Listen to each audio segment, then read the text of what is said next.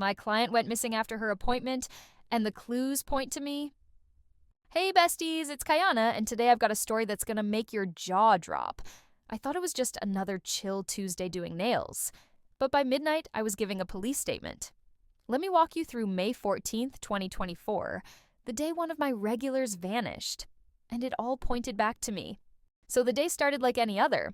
I was at my home studio, sipping my cinnamon oat milk latte, scrolling through inspo pics on Pinterest. My first client, Sierra Langston, was scheduled for 9:30.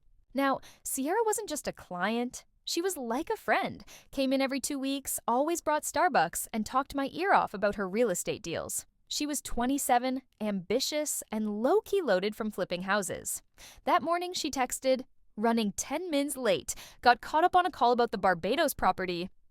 I just laughed. Classic Sierra. She walks in, rocking Lululemon from head to toe and a huge Celine tote.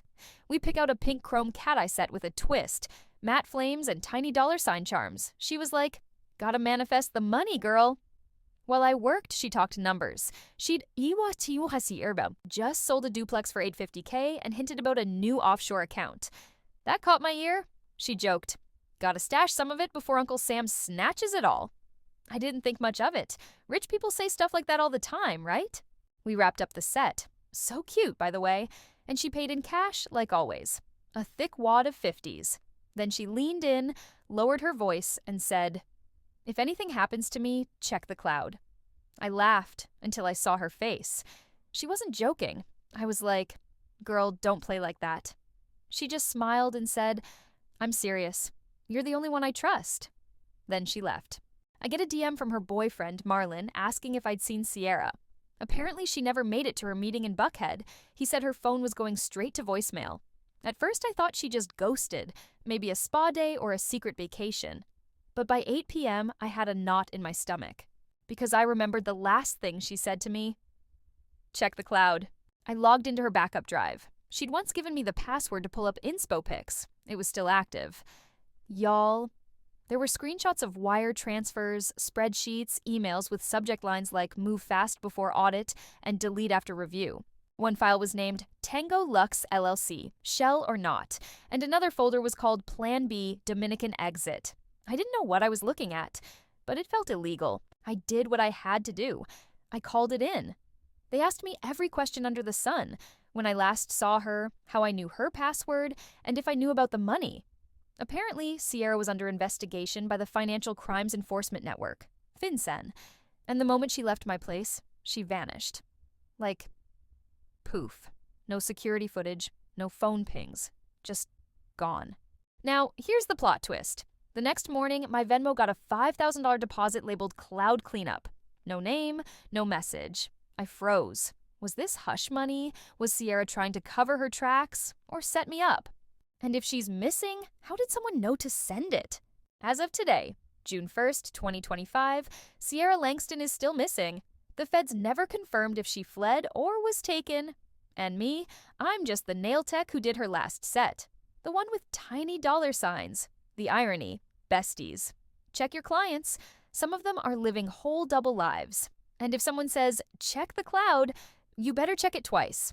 I tossed and turned that night, heart racing like I'd just run a marathon. I couldn't stop thinking about the money in my Venmo. I clicked on the sender's profile. Blank. No friends, no photo, just a burner account. But here's the kicker. The bio said, "Keep your mouth polished." The goal is to become your own nail tech, especially in today's world, where everything feels overpriced, yet so accessible. With just a few clicks, you can find everything you need on websites like Amazon, Shein, and so many others. Whether you're into acrylic, dip powder, polygel, or press-ons, the options for creating beautiful nails are endless. I'm here to show you how to do your own nails from start to finish. I simply added up how much I was spending every 2 weeks, watched a few helpful YouTube videos, took advantage of affordable deals, and learned how to do nails right at home. Now I can switch up my style every week if I want to, and you can too. Just a quick disclaimer. I'm not a licensed nail tech, and I didn't go to school for it, but I've learned how to create beautiful nails that I love, and you can too. Was that a threat or a message? My mind went wild. I checked my ring cam history to feel safe, and that's when I saw it. Around 12:48 a.m., a black SUV idled in front of my house for 6 minutes. Engine running, headlights off. When I finally got the courage to go outside, I noticed something stuck to my door. A Post-it. No envelope, no explanation, just 3 words written in red ink. You saw too much. I snapped a photo and ran back inside. I didn't know if this was Sierra protecting herself or someone else making sure I stayed quiet. And for the first time since she disappeared, I started to wonder, was I the next loose end? Now, I don't know if Sierra vanished to escape the feds, or if someone made her disappear because she knew too much. But I do know this. That day, she wasn't just getting her nails done. She was making an exit move. And somehow, she made sure I was part of it, whether I wanted to be or not. So if you're listening to this thinking, that could never be me, trust me, bestie. You never really know who's sitting across the nail table. So 2 days go by, no new info from the police, no updates. I was back in the studio trying to focus on a full set for my client Tasha when my Apple Watch buzzed. Unknown number. I let it go to voicemail, but when I checked it later, my blood ran cold. It was a woman whispering, like she didn't want to be heard. All she said was, "She trusted you. Don't dig where you're not ready to be buried." Then silence. Not even a goodbye. And the number disconnected 5 minutes later. That night, I went back into Sierra's cloud. Something had been added. I swear it wasn't there before. A folder named Final Manicure. Inside were 6 photos. Close-ups of her nails, the ones I did that day.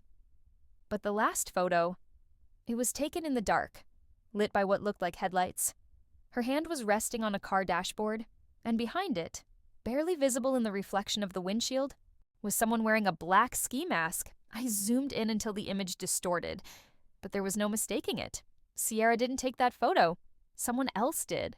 And just when I thought it couldn't get weirder, a package showed up at my studio door. No return address. Inside, a flash drive, no note, no label. I haven't plugged it in yet.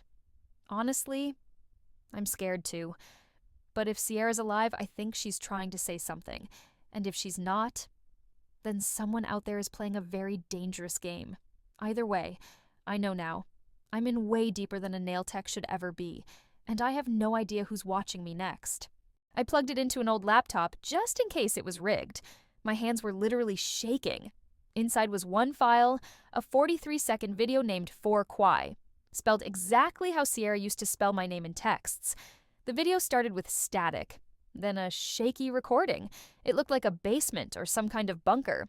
A woman's voice whispered, "They found the dummy accounts, tell Kayana not to trust." And just like that, it cut off. But the craziest part?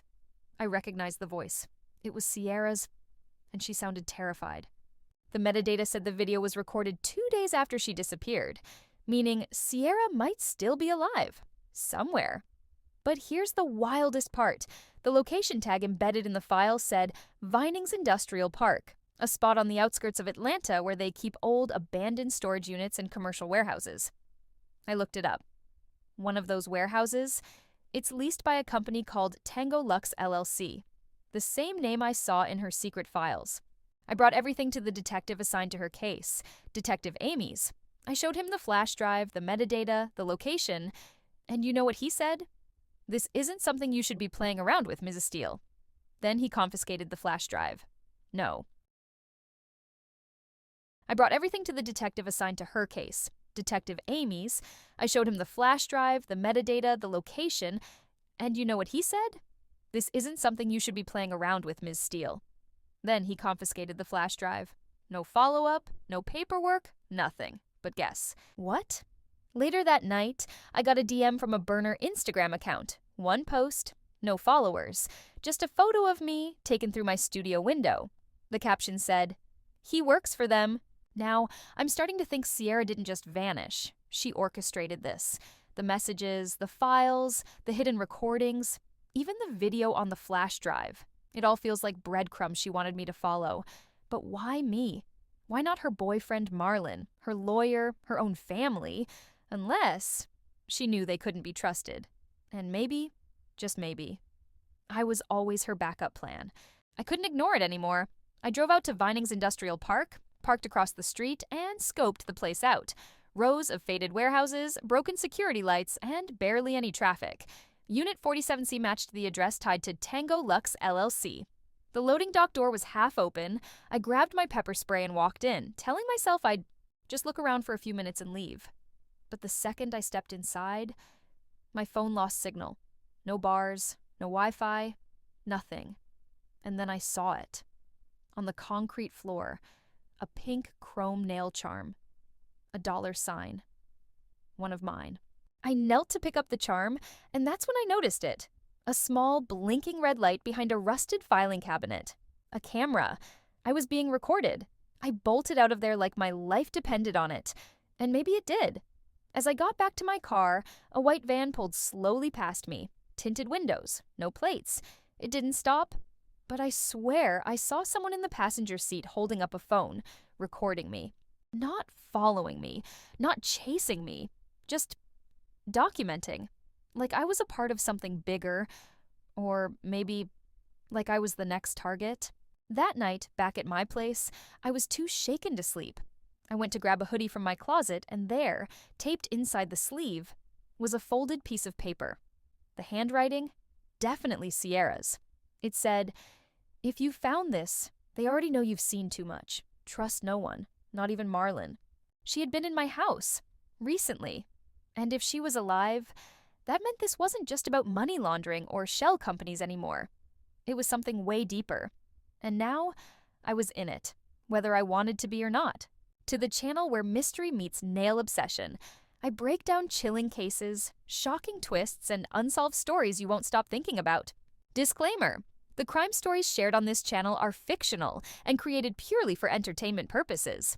Viewer discretion is advised, as the themes may still include sensitive or suspenseful content. Watch as I bring you thrilling tales well. Thanks for watching. If you're new here, don't forget to hit that like button, subscribe, and tap the bell so you never miss an upload.